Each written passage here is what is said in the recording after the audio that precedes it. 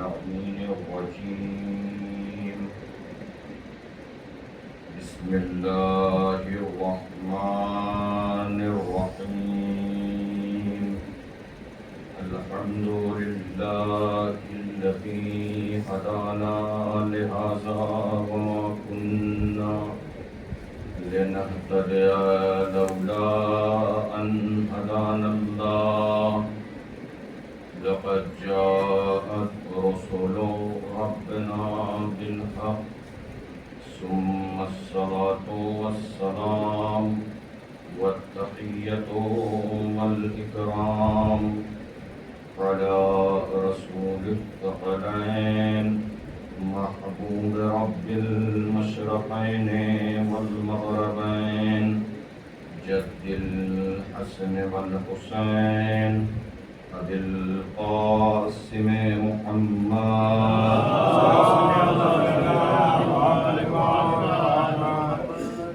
وآله الطيبين الطاهرين المعصومين المظلومين ولعنة الله على أعدائهم أجمعين أما بعد فقد قال الله تبارك وتعالى في كتابه الكريم وقوله الحق بسم الله الرحمن الرحيم الحمد لله رب العالمين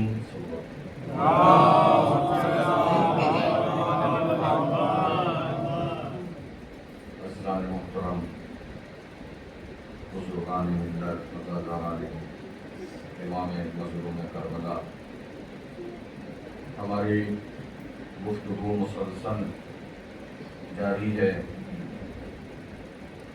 قرآن مجید یا وہ سورہ کہ جسے قرآن کا سب سے پہلا سورہ جانا جاتا ہے، جسے دیباچہ قرآن کہا جائے، جسے تمہید قرآن کہا جائے، جہاں سے قرآن کو شروع کیا جا رہا ہے، اس کی سب سے پہلی آیت کریمہ ہے جس کے ذیل میں بہت سی باتیں اور بہت سارے معروضات آپ حضرات کے خدمت عالیہ میں پیش کیا گیا ہے، اور کچھ معروضات جو باقی ہیں انشاءاللہ اسے بھی پیش کیا جائے گا۔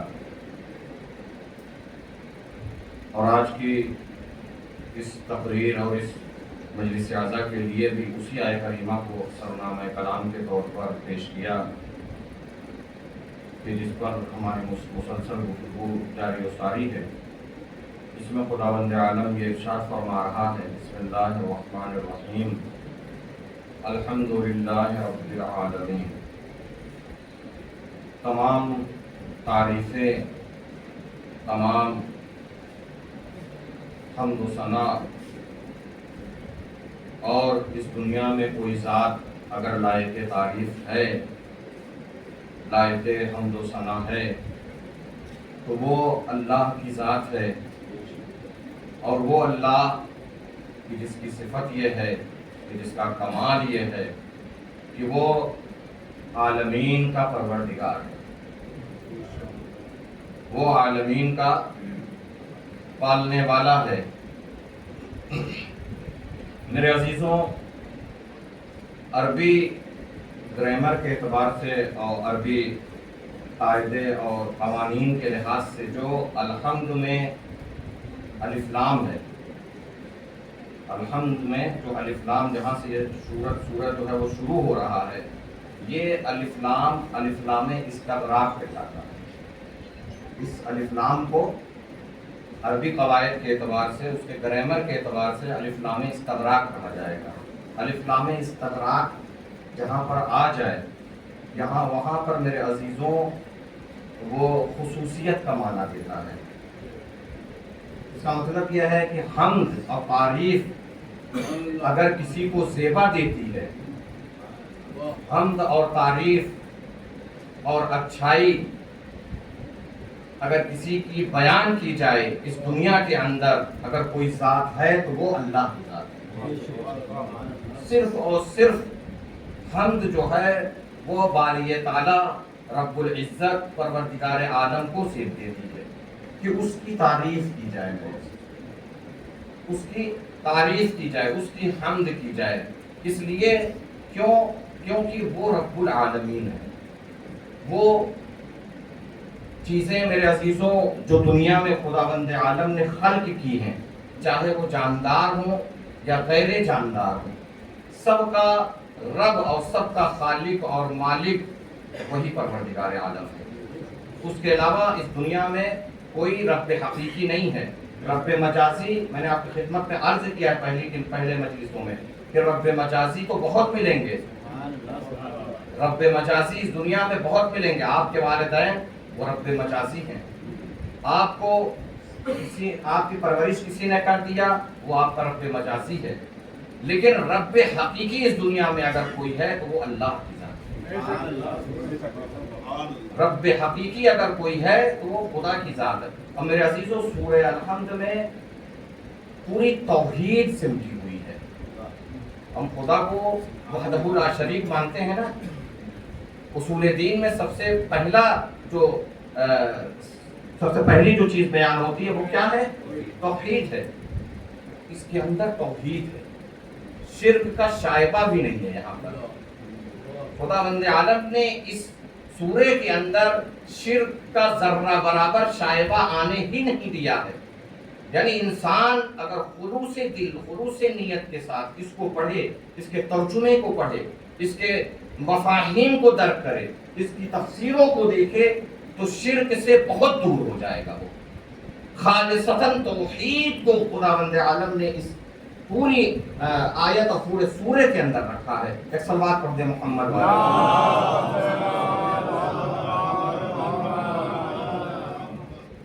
اور میرے عزیزوں اس کے ذیل میں، اس سورے کے ذیل میں اتنے فضائل. ابھی میں ایک بہت خوبصورت بہت اچھی تفسیر ہے، بہت پرانی تفسیر ہے، تفسیر نور الثقلین، اس کا میں مطالعہ کر رہا تھا. اتنے فضائل اس میں اس سورے کے سلسلے سے اماموں کی احادیث اور روایتیں موجود ہیں کہ انسان صرف اور صرف ان احادیث اور روایتوں کو صرف پڑھے تو کئی اشرے پڑھ سکتا ہے.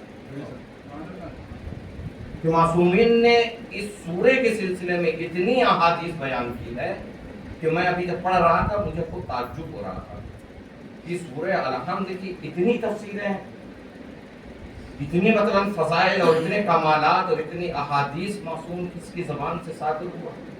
لیکن میرے عزیزوں میں یہ جملہ کہنا چاہتا ہوں کہ ہماری کوتاہی ہے میرے عزیزوں. کہ خدا نے واقعاً نہیں معلوم ہماری کوتاہی ہے یا خدا نے توفیق سلب کر دیا ہے کہ ہم ان چیزوں سے دور ہیں. ہم ان چیزوں سے دور ہیں میرے عزیزوں. مثال کے طور پر کوئی فرزند، کوئی بیٹا ہو اور لائق بیٹا ہو، اس کے والد اس دنیا سے چلے گئے ہوں نہ ہو، اگر اس کے پاس اپنے والد کی کوئی نشانی ہوگی، چاہے وہ 50 سال پرانی گھڑی ہو، اس کی کوئی قیمت نہ ہو، معاشرے کے اندر بازار میں کوئی قیمت نہ ہو، کوئی پہننا اور دیکھنا پسند نہ کرتا ہو، لیکن میرے عزیزوں اس سے اگر آپ کہیں گے بھائی 1 لاکھ روپے لے لو یہ مجھے دے دو، اگر لائق بیٹا ہوگا تو کبھی نہیں دے گا.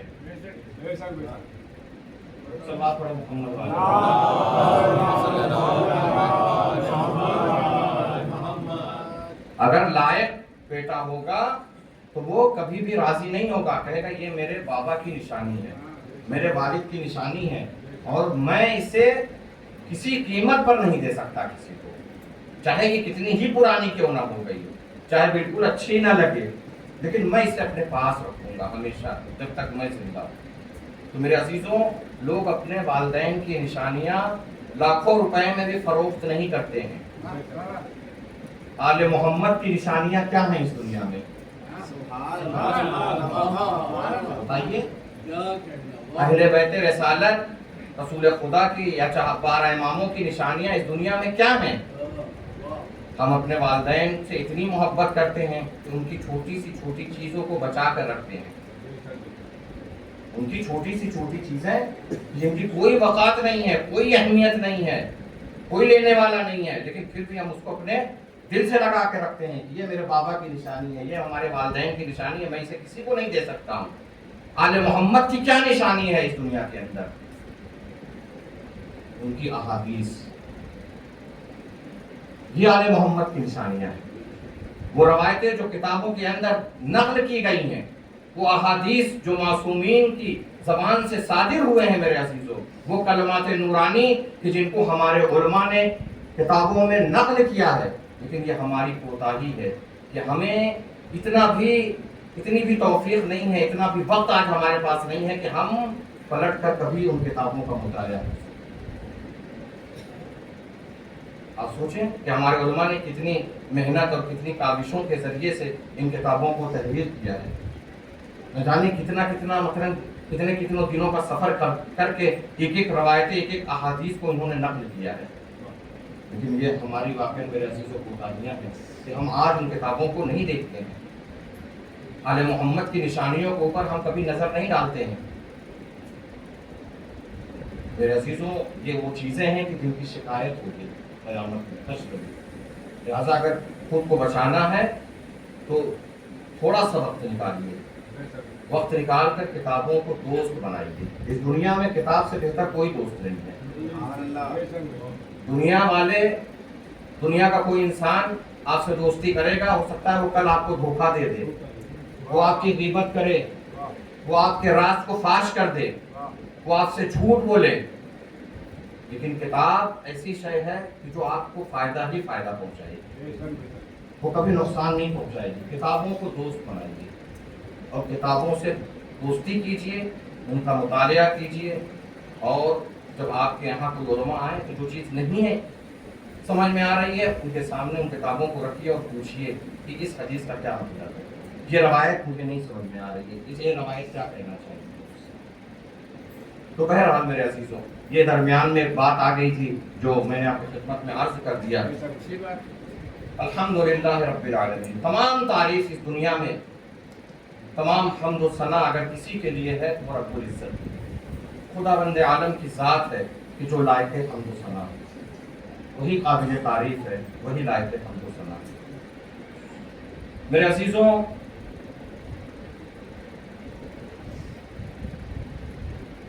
دوسرے امام حسن مصطفیٰ علیہ السلام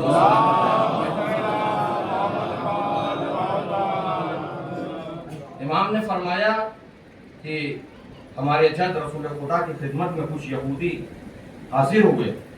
پورا ایک ان کا ڈیلیگیشن تھا اور اس میں ایک یہودیوں کا عالم تھا, سب سے بڑا عالم. وہ آیا اپنی ڈیلیگیشن کو لے کر اور آنے کے بعد رسول خدا کی خدمت میں حاضر ہوا اور کہتا ہے کہ اللہ کے رسول, میں آپ کی خدمت میں ایک سوال کرنا چاہتا ہوں. پیغمبر نے کہا پوچھو, کیا پوچھنا چاہتے ہو, کیا سوال ہے تمہارا. تو پیغمبر سے اس نے سوال کیا, یہ بتائیے وہ کون سی 7 صفتیں ہیں کہ جو آپ کو عطا ہوئی ہیں کسی نبی کو نہیں عطا ہوئی. وہ کون سی ایسی 7 صفتیں ہیں, 7 صفات ہیں کہ جو خداوند عالم نے کسی نبی کو نہیں دیا ہے سوائے آپ کے, وہ صفت آپ کو عطا کی گئی ہے. پیغمبر نے فرمایا وہ سورۃ الفاتحہ ہے کہ جس کی 7 آیتیں خدا نے صرف مجھے عطا کی ہیں اور کسی کو نہیں عطا کیا. قرآن مجید کی وہ 7 آیتیں ہیں, وہ 7 آیتیں نہیں بلکہ 7 صفات ہیں کہ خداوند عالم نے اپنے آخری نبی کو دیا ہے اور اس امت میں کسی نبی کو نہیں عطا کیا گیا. تو یہودی نے پوچھا, اللہ کے رسول بالکل صحیح آپ نے فرمایا ہے, میں گواہی دیتا ہوں کہ آپ کا جواب بالکل صحیح ہے, لیکن یہ بتائیے کہ جب آپ کے امتی ان 7 آیتوں کی تلاوت کریں گے تو اس کا ثواب کیا ملے گا, اس کا ثواب, اس کا اجر کیا ہے, اس کی جزا کیا ہے. تو اللہ کے رسول نے فرمایا اس کی جزا یہ ہے خدا کے نزدیک کہ اگر ان 7 آیتوں کی تلاوت جو بھی کرے گا تو خداوند عالم نے جتنی کتابیں اس دنیا میں نازل کی ہیں ان تمام آیتوں اور تمام کتابوں کا ثواب اس کے حق میں لکھ دیا جائے گا. یعنی ان تمام کتابوں کا مطالعہ وہ نہیں کر رہا ہے میرے عزیزوں, ان تمام آیات کا مطالعہ نہیں کر رہا ہے, صرف قرآن مجید کی سورۃ الفاتحہ کی تلاوت جس نے کر لی گویا اس نے تمام خداوند عالم کی کتابوں اور آیات کی تلاوت کر لی. صلوات پڑھے محمد وآلہ.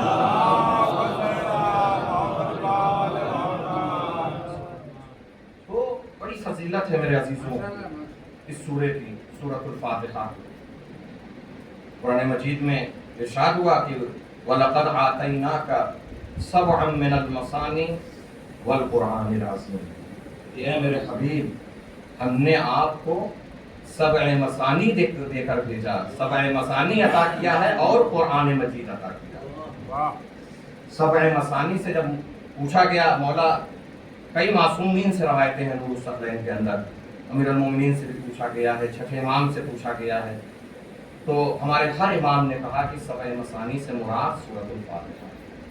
امام سے پوچھا کہ مولا جیسا کہ میں نے آپ کی خدمت میں عرض کیا 7 مثانی یعنی سورۃ الفاتحہ, کیونکہ یہ 2 مرتبہ نازل ہوئی ہے. 7 کے مطلب 7 ہیں اور مثانی کے مطلب 2. یہ 7 آیتیں دہرائی گئی ہیں, 2 مرتبہ نازل ہوئی, مکے میں بھی نازل ہوئی, بعد میں مدینے میں بھی نازل ہوئی جب پیغمبر ہجرت کر کے آئے. لیکن جب بھی ہمارے معصومین اور امام سے پوچھا گیا ہے تو امام نے ہر بار الگ جواب دیا ہے. 5ویں امام سے جب کسی نے سوال کیا تو امام نے الگ جواب دیا, 6ٹھے امام سے سوال کیا گیا تو امام نے الگ جواب دیا, مولا کائنات سے سوال کیا گیا تو امام نے الگ جواب دیا. یہ جواب بتا رہا ہے کہ یہ سلونی سلونی قبل ان تفقدونی کے مالک ہیں. کہ تمہارا سوال ایک ہوگا لیکن ہمارا جو جواب ہوگا وہ الگ الگ ہوگا. لیکن جو بھی جواب ہوگا میرے عزیزوں وہ قرآن کے سانچے میں ڈھلا ہوا ہوگا, قرآن سے الگ نہیں ہوگا. اس لیے کہ معصوم نے کہہ دیا کہ ہماری انہی حدیثوں کے اوپر عمل کرنا کہ جو قرآن سے مطابقت رکھتے ہوں. اگر ہماری کوئی حدیث قرآن کے خلاف ہو جائے تو وہ ہماری بات نہیں ہے, ہمارے دشمنوں کی گڑھی ہوئی حدیث ہے. صلوات پڑھے محمد وآلہ. تو معصوم سے سوال کیا کہ مولا 7 مثانی سورہ فاتحہ کو کیوں کہا جاتا ہے کہ وہ 7 جو دہرائے گئے ہیں؟ تو امام نے فرمایا چونکہ یہ سورہ نماز کی دونوں رکعتوں میں پڑھنا واجب ہے. پہلی رکعت میں بھی سورہ فاتحہ پڑھنا واجب ہے اور دوسری رکعت میں بھی پڑھنا واجب ہے. اگر کوئی نہ پڑھے تو نماز صحیح نہیں ہے, نماز باطل ہو جائے گی. تیسری اور چوتھی رکعت میں آپ کو اختیار ہے, چاہے سورہ فاتحہ پڑھیے یا تسبیحات پڑھیے. لیکن ان دونوں رکعتوں میں امام نے فرمایا, معصوم نے فرمایا, اسی لیے اس سورے کو 7 مثانی کہا گیا چونکہ یہ سورے جو ہے دونوں رکعتوں میں, پہلی اور دوسری رکعت میں پڑھنا واجب ہے. اور اس کے بعد میرے عزیزوں چھٹے امام نے ایک حدیث چھٹے امام سے نور الثقلین کے اندر نقل کی گئی ہے کہ, اور اس حدیث کو میرے عزیزوں شیخ صدوق علیہ الرحمہ نے اپنی کتاب عیون اخبار الرسا میں بھی نقل کیا ہے. امام نے فرمایا کہ شیطان جو ہے 4 مرتبہ چیخ مار کے رویا ہے. 4 مرتبہ, 4 ایسی جگہیں ہیں جہاں پر شیطان چیخ مار کر رویا ہے. امام سے پوچھا کہ مولا وہ کون سی جگہ ہے؟ تو معصوم نے چھٹے امام نے فرمایا پہلی وہ جگہ تھی جب شیطان کو راندہ بارگاہ الہی کیا گیا اور اس کے اوپر لعنت کی گئی. یعنی جب اس نے حضرت آدم کے سجدے سے انکار کیا ہے تو خدا نے اس کے اوپر لعنت کیا کہ تو شیطان رجیم ہے, تیرے اوپر لعنت ہے. اس وقت شیطان چیخ مار کر رویا ہے. پھر امام سے صاحب نے پوچھا مولا دوسری مرتبہ کب شیطان جو ہے چیخ مار کر رویا؟ تو امام نے فرمایا دوسری مرتبہ وہ وقت تھا کہ جب شیطان کو خدا نے عرش الہی سے اٹھا کر زمین پر پھینک دیا. جب زمین پر آیا ہے اس وقت بھی چیخ مار کر رویا.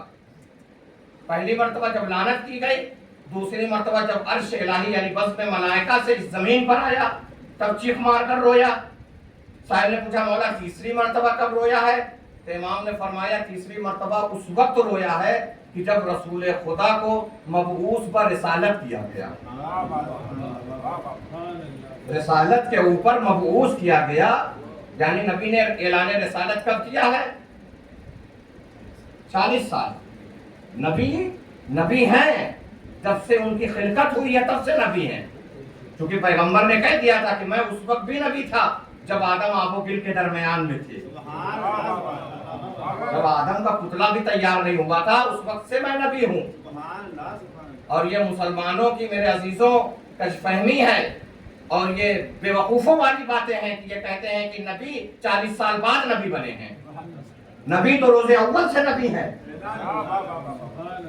نبی روز اول سے نبی ہیں، لیکن اپنی رسالت کا اعلان جو کیا ہے وہ 40 سال کے بعد ہے، اعلان رسالت 40 سال کے بعد ہوگا۔ تو اس وقت جس دن یعنی 40 سال کے بعد جب رسول نے کہا کہ میں اللہ کا رسول ہوں، میں اللہ کا نمائندہ ہوں، تو اس وقت شیطان چیخ مار کر رویا۔ اور چوتھی اور آخری، چھٹے امام نے فرمایا کہ چوتھی اور آخری دفعہ جو شیطان چیخ مار کر رویا وہ دن تھا کہ جب خدا نے سورۃ الفاتحہ کو نازل کیا ہے۔ جس دن سورہ فاتحہ نازل ہوا ہے اس دن شیطان چیخ مار کر رویا۔ لیکن بعض روایتوں میں یہ بھی ہے، بعض روایتوں کے اندر آیا ہے کہ غدیر کے دن بھی شیطان چیخ مار کر رویا ہے، لیکن جو میں نے روایت پڑھی اور آپ کی خدمت میں عرض کیا ہے میرے عزیزوں، وہ یہ 4 جگہیں ہیں۔ تفسیر نور الثقلین موبائل کے اندر موجود ہے، گوگل کے اوپر سرچ کر کے نکالیے، وہاں کے اوپر یہ روایت پوری موجود ہے۔ لیکن میں نے بھی خود پڑھا ہے کہ وہ غدیر کے دن بھی جو ہے، غدیر کا جو فضیلت ہے، غدیر کا جو مقام ہے میرے عزیزوں، جب مولا کائنات کی ولایت کا اعلان ہوا ہے اس دن بھی شیطان چیخ مار کر یہ وہ دن تھا۔ تو میرے عزیزوں اس سورۃ الفاتحہ کی بڑی فضیلت ہے، اس کے بڑے فضائل ہیں، بڑے کمالات ہیں اس کے۔ لیکن پانچویں امام کی ایک حدیث میں مطالعہ کر رہا تھا کہ امام نے فرمایا کہ قرآن کی آیتوں کو لوگوں نے چوریاں کی ہیں۔ مجھے تعجب ہوا جب میں اس مثلا حدیث کو پڑھ رہا تھا، پہلی مرتبہ یہ حدیث میرے سامنے سے گزری، میری نگاہوں کے سامنے سے، کہ پانچویں امام نے فرمایا کہ لوگوں نے قرآن کی آیت کو چوریاں کی۔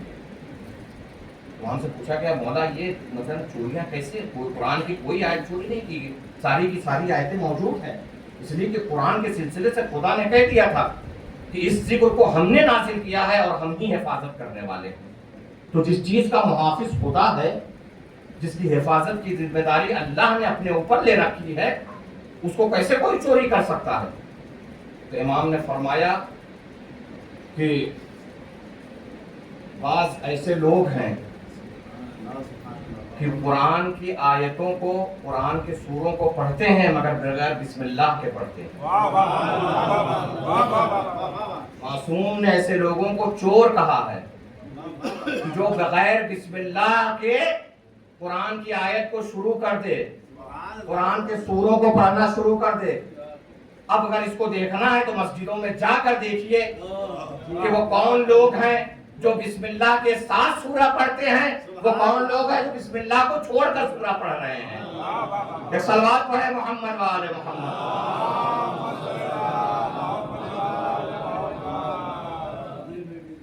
یہ بسم اللہ الرحمن الرحیم کو جو چھوڑا ہے لوگوں نے، اس کو سمجھنے کے لیے اس روایت کو سننا پڑے گا کہ جب نماز مغربین سے فارغ ہونے کے بعد مولا کائنات نے اپنے صحابی اور اپنے چچا زاد بھائی، اپنے شاگرد حضرت ابن عباس جو خود بہت بڑے مفسر گزرے ہیں، جن کو عالم اسلام کے مورخین نے حبر الامہ کہا ہے۔ حبر الامہ یعنی امت کی روشنائی، امت کی روشنائی جنہیں کہا گیا، خود حبر الامہ۔ ان کو بٹھا کر مولا نے جب سورۃ الفاتحہ کی تفسیر بتانا شروع کیا تو بسم اللہ الرحمن الرحیم کی تفسیر جب شروع کی مولا نے، تو تفسیر پڑھتے جا رہے مولا یہاں تک کہ نماز مغربین سے فارغ ہونے کے بعد سے یہ تفسیر شروع ہوئی تھی، پوری رات گزر گئی، صبح کی اذان کا وقت ہو گیا، بسم اللہ کی تفسیر نہیں ختم ہوئی۔ آخر میں امام نے فرمایا ابن عباس اتنا سمجھ لو کہ میں اگر چاہوں تو سورہ الحمد کی اتنی تفسیر بیان کر دوں کہ 70 اونٹوں کے اوپر بار کیا جا سکتا۔ سورہ الحمد کی اتنی تفسیر ہے، علی کے سینے میں وہ ٹھاٹھے مارتا ہوا سمندر کا علم ہے کہ جو میں نے نبی سے سیکھا ہے۔ اگر میں بیان کرنا چاہوں تو سورۃ الفاتحہ کی اتنی تفسیر بیان کر دوں کہ یہ 70 اونٹوں کے اوپر سوار کیا جا سکتا ہے، لادا جا سکتا ہے، بار کیا جا سکتا ہے۔ اور اس کے بعد امام نے فرمایا اے ابن عباس، المختصر اور خلاصہ بیان کر رہا ہوں میں کہ جو کچھ پورے قرآن میں ہے، جو کچھ پورے قرآن میں ہے وہ سورہ الحمد میں ہے۔ اسی لیے سورہ الحمد کو ام الکتاب کہا گیا، کتاب کی ماں، کتاب کی ماں، مرکز، محور سورہ الحمد ہے۔ جو کچھ پورے قرآن میں ہے وہ سورۃ الفاتحہ میں ہے، جو سورہ فاتحہ میں ہے وہ بسم اللہ میں ہے، جو بسم اللہ میں ہے وہ بائے بسم اللہ میں ہے، جو بائے بسم اللہ میں ہے وہ بے میں ہے، اور جو بے میں ہے وہ بے کے نیچے جو نقطہ ہے اس میں ہے۔ اور میں علی انا نقطۃ تحت الباء، میں علی، میری فضیلت یہ ہے کہ میں وہی بے کے نیچے کا نقطہ ہوں جس میں پورا قرآن سمٹا ہوا ہے۔ پورا قرآن سمٹا ہے کس میں؟ بے میں نہیں، بے کے نقطے میں۔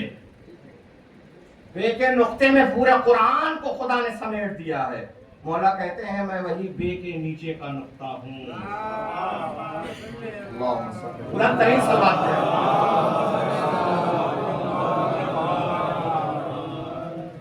میں اسی بے کے نیچے کا نقطہ ہوں، بے کے نیچے کا نقطہ۔ اب وہ روایت سنیے کہ کیوں بسم اللہ کو چھوڑا اور یہ بدعت کب سے قائم ہوئی۔ حاکم شام جو تھا وہ شام سے جو ہے وہ مدینے آیا، مدینے آیا اور اس نے نماز پڑھائی، کیونکہ شام کا حاکم تھا، مولا کائنات کی شہادت ہو چکی تھی، اور وہاں مدینے اور مکے کے اندر بھی اسی کے لوگ سارے کے سارے موجود تھے۔ پورا بنی امیہ کا جو اس کا بورڈ تھا، ان کی حکومت تھی، لہذا اس نے نماز پڑھائی اور ہزاروں لوگوں نے اس کے پیچھے نماز پڑھی۔ حضرت ابن عباس بھی موجود تھے ان نمازیوں میں۔ اس نے جب سورہ الحمد کی تلاوت شروع کی تو بغیر بسم اللہ کے سورہ الحمد پڑھنا شروع کر دیا۔ سورہ الحمد پڑھا، اس کے بعد دوسرا سورہ پڑھا، یہاں تک کہ پھر دوسری رکعت میں سورہ الحمد بغیر بسم اللہ کے، پھر دوسرا سورہ بغیر بسم اللہ کے۔ جب نماز تمام ہو گئی تو ابن عباس اس کے قریب آئے اور آ کر فرمایا اے حاکم شام، یہ بتا کہ تو بسم اللہ کو بھول گیا تھا یا جان بوجھ کر چھوڑ دیا؟ بسم اللہ جو تم نے نہیں پڑھی، اس کی تلاوت کو نہیں کیا، وجہ کیا ہے؟ اس کا سبب کیا ہے کہ تو نے بسم اللہ کو چھوڑ دیا؟ اگر بھول گیا ہے تو پھر ٹھیک ہے، کوئی بات نہیں، لیکن اگر جان بوجھ کر چھوڑ دیا تو کیوں چھوڑا تو نے؟ تو تاریخ کا یہ جملہ ہے، تاریخ کا فقرہ ہے کہ معاویہ حکیم شام نے کوئی جواب نہیں دیا، لیکن روایت میں یہ ہے کہ وہ مسکراتا ہوا مسجد سے باہر نکل گیا۔ اور اس دن سے یہ بدعت، جسے الحمدللہ پورا عالم اسلام سنت مانتا ہے کہ یہ کاتب وحی کی سنت ہے، جی، خال المومنین، کاتب وحی۔ آپ بتائیے اور کسی کو کاتب وحی کیوں نہیں کہتے مسلمان؟ یہ عالم اسلام کے اتنے بڑے بڑے مورخین، اتنے بڑے بڑے عالم، یہ اور کسی کو کیوں نہیں کاتب وحی کہتے؟ اس لیے کہ یہ ایمان کس سن میں لائے؟ کس سن میں ایمان لائے؟ فتح مکہ کے بعد سن 8 ہجری میں ایمان لے آئے ہیں، اور قرآن 80% نازل ہو چکا ہے۔ تو جو اس وقت کے کاتب وحی تھے حضرت عبداللہ ابن مسعود مولائے کائنات اور دوسرے اور بھی صحابہ تھے جن کا نام کاتب وحی میں شمار ہوتا ہے، کبھی کسی مسلمان کی زبان سے آج تک آپ نے نہ سنا ہوگا کہ ان کے لیے کبھی کہا گیا کہ ہاں فلاں فلاں بھی کاتب وحی تھے. آپ صرف ان کو کاتب وحی کہہ رہے ہیں. خال المومنین تو بہت سارے لوگ ہیں، صرف انہی کو مسلمانوں کا ماموں کیوں کہا جا رہا ہے؟ خال المومنین یعنی مسلمانوں کا ماموں، مومنین کا ماموں. ایک شخص نے چند لوگوں نے مل کے ایک شخص کو ماموں بنایا، پھر اس نے پوری امت کو ماموں بنا دیا. پوری امت کو اس نے ماموں بنایا، جی بے وقوف بنا دیا پوری امت اسلامیہ کو.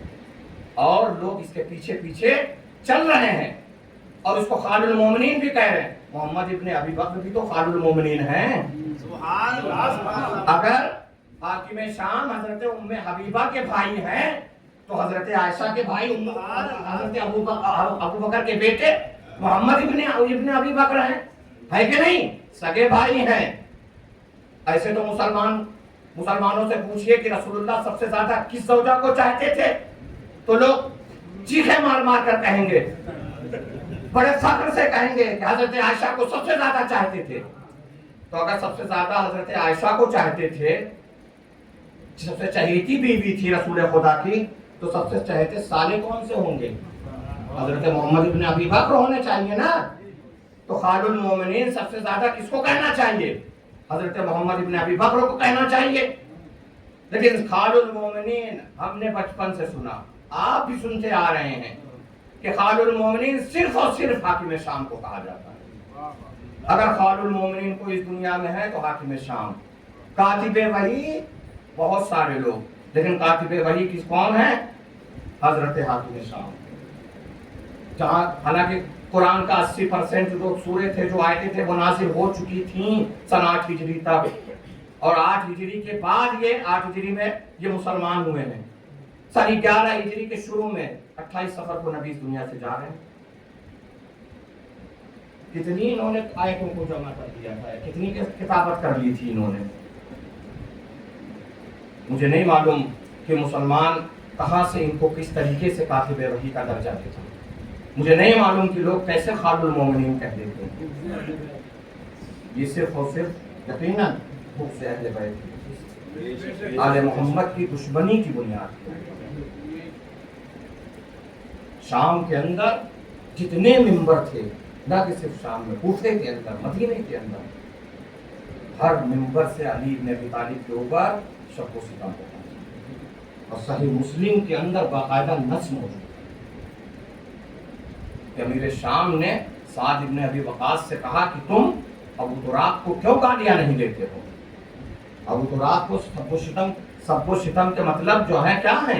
اٹھا کر دیکھیے لغت میں. سب و شتم کے مطلب گالی ہے، لعنت بھی نہیں، لعنت بھی نہیں ہے، گالی ہے، گالیاں ہیں. سب و شتم کا مطلب ہوتا ہے. حضرت سعد ابن ابی وقاص سے جب کہا کہ تم کیوں ابو تراب کے اوپر سب و شتم کیوں نہیں کرتے ہو، تو انہوں نے کہا کہ میں کیسے اس شخص کے اوپر سب و شتم کر سکتا ہوں کہ رسول خدا نے علی ابن ابی طالب کو وہ فضیلتیں دی ہیں کہ اگر مجھ سعد ابن ابی وقاص کو ایک بھی اس میں سے مل جاتی تو 100 سرخ اونٹنی سے بہتر تھی میرے لیے. 100 سرخ اونٹنی سے بہتر تھی میرے لیے اگر اس میں سے ایک بھی فضیلت مجھے عطا کر دی جاتی. مگر رسول نے صرف اور صرف وہ فضیلت علی ابن ابی طالب کے حق میں بیان کی اور کسی کے حق میں نہیں. کہ صلوات پڑھ دے محمد والا.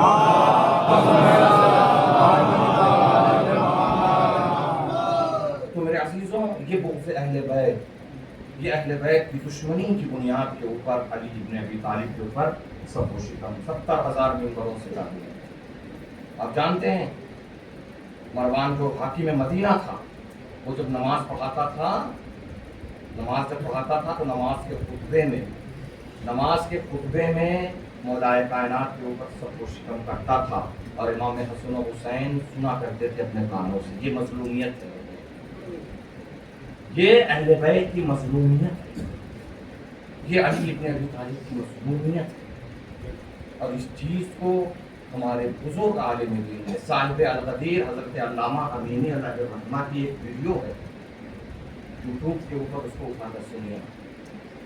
اس میں انہوں نے بیان کیا ہے امام حسن حسین سنا کہ ان کے بابا کے اوپر سب و شتم گالیاں دی جاتی. میں وہ جملہ کیسے بیان کروں جو میں نے سنا حضرت علامہ امینی علیہ الرحمہ کی زبان سے. مروان یہ کہتا تھا معاذ اللہ نقل کفر نواشد. وہ کہتا تھا کہ علی کوئی خلیفہ، کوئی امام، کوئی برحق انسان کا نام نہیں ہے، معاذ اللہ، بلکہ علی مدینے کے ایک چور کا نام ہے. اس طریقے سے میرے عزیزوں اور اس چیز کو بیان کیا علامہ امینی علیہ الرحمہ نے اپنے ویڈیو کے اندر. میں سن رہا تھا، مجھے تعجب ہوا کہ کس طریقے سے امام حسن نے صبر کیا اس جملے میں، کس طریقے سے سید الشہداء نے صبر کیا اس جملے میں. ہمارے والدین کو اگر کوئی نازیبا کلمات اگر ادا کر دے، برداشت کر لے گا کوئی؟ والدین کو نہیں، آپ کے گھر والوں کو، کوئی آپ کے بھائی کو کوئی برا بھلا کہے، آپ کے چچا کو کوئی برا بھلا کہے، آپ کے خاندان کے کسی افراد کو برا بھلا کہہ دے. حتیٰ کہ میرے عزیزوں اگر ہماری مثلا ان سے نہیں بن رہی ہے، بات چیت بھی نہیں ہے، لیکن باہر والا اگر آ کر میرے خاندان والے کو کچھ بولے گا تو فوراً خون جوش مارنے لگتا ہے کہ تمہاری کیسی ہمت ہو گئی، کیسے یہ مجال تم نے کر لیا. رہی وہ ہمارے مثلا ہماری ان کی نہیں بنتی، لیکن وہ ہمارے اپنے ہیں. باہر والا کوئی کیسے بول کے جا سکتا ہے؟ لیکن آپ سوچیے امام حسن حسین نے کیسے اس جملے کو برداشت، کیسے صبر کیا کہ ان کی نظروں کے سامنے امیر المومنین یاسر الدین علی بن ابی طالب جو خلیفۃ المسلمین ہے، جو خلیفۃ الہ، خلیفہ رسول ہے، ان کے اوپر سب و شتم کیا جائے، ان کے اوپر لعنتیں کی جا رہی ہیں اور ان کو نہیں کوئی نہیں بول سکتا. لیکن وہ دور تھا امیر شام کا، اس نے ایسی تربیت کی شام میں 20 سال اس کی حکومت رہی. لیکن اس 20 سال کے اندر کربلا ایسے ہی نہیں واقع ہو گئی میرے عزیزوں. یہ کربلا کی پوری پلاننگ کی گئی ہے، پوری تمہید بنائی گئی ہے کربلا کے لیے. آپ کیا سمجھتے ہیں کہ کربلا ایک دن کا واقعہ ہے؟ یزید کی تربیت ایسی کی گئی ہے. یزید کو یزید بنانے والا اس کا باپ تھا. یزید خود یزید نہیں بن گیا ہے، یزید کو یزید بنایا گیا. اس معاشرے نے یزید بنایا، اس کلچر نے یزید بنایا. یزید کو جس آغوش میں اس کی تربیت ہوئی ہے، اس کی ویسی تربیت کی گئی ہے تاکہ یہ جب برسر اقتدار آئے تو سب کچھ بھول جائے، سب کچھ ختم کر دیں گے. اور میرے عزیزوں سید الشہداء مظلوم کربلا اگر یزید کے گریبان کے اوپر ہاتھ نہ رکھتے تو آج دنیا میں جو کچھ بھی حرام چیزیں ہیں سب حلال، اور جو کچھ حلال ہے سب حرام ہو جائے، سب مکس ہو جائے. نہ کوئی حلال تھی نہ کوئی حرام، نہ کوئی چیز حلال ہوتی نہ حرام ہوتی. آپ جانتے ہیں اس نے کیا گستاخی کی تھی؟ جب اہل حرم کو لایا گیا ہے قید خانے شام میں، قید خانے سے پہلے اس کے دربار میں، تو یزید شطرنج کھیلنے میں مصروف، شطرنج کھیل رہا تھا اور اس کے ہاتھ میں شراب کا جام، اس کے پیر کے پاس سونے کی ایک رکابی تھی، سونے کا ایک تشت تھا جس میں امام مظلوم کربلا کا سر، سید الشہداء کا شراب کٹا ہوا سر اس تشت میں، اس سونے کا تشت تھا، اس میں رکھا. شطرنج کی بازی تمام نہیں ہوئی. اہل حرم نہ جانے کتنے گھنٹے گزر گئے.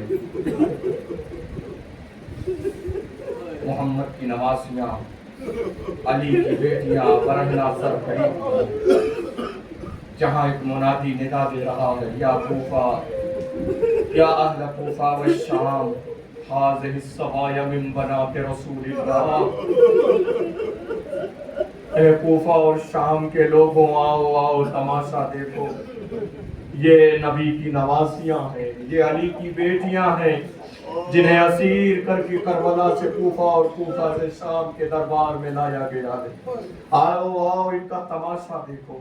یزید جو شراب کے نشے میں مست ہے، جس کے شطرنج کی بازی ختم نہیں ہو رہی ہے میرے عزیزوں، بس ایک مرتبہ امام سجاد سے مخاطب ہوا، سید سجاد تمہارے جد رسول خدا نے شطرنج کو حرام قرار دیا تھا نا، دیکھو میں شطرنج کھیل رہا ہوں، یہ شطرنج میں کھیل رہا ہوں، میں تمہارے جد کے اسلام کا مذاق اڑا رہا ہوں۔ اور اس کے بعد میرے عزیزوں وہ گستاخی کی، مجھے نہیں معلوم امام سجاد نے کیسے برداشت کیا۔ اس کے پیالے میں، اس کے گلاس کے اندر جو شراب بچی ہوئی تھی، اس تشت میں انڈیل دی جس میں سر امام رکھا ہوا،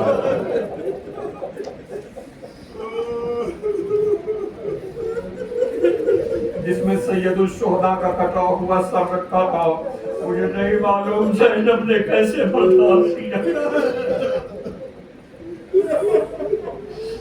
مجھے نہیں معلوم سکینہ نے اس منظر کو کیسے اپنے نظروں سے دیکھا، مجھے نہیں معلوم امام سجاد نے کیسے برداشت کیا۔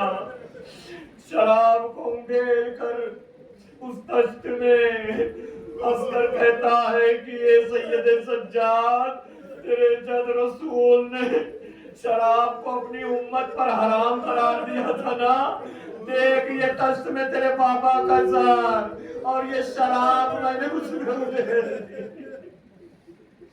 اے سید سجاد، تیرے نانا تیرے جد رسول خدا نے سونا مردوں کے لیے زینت کے لیے حرام قرار دیا تھا، مگر دیکھ یہ سونے کے تشت میں تیرے بابا کا کٹا ہوا سر رکھا ہوا ہے۔ اے میرے عزیزوں، یہ حسین کی اہانت نہیں تھی، یہ حسین کی بے عزتی نہیں، یہ اسلام کی اہانت تھی، یہ رسول خدا کے اسلام کی بے عزتی کیا جا رہا تھا۔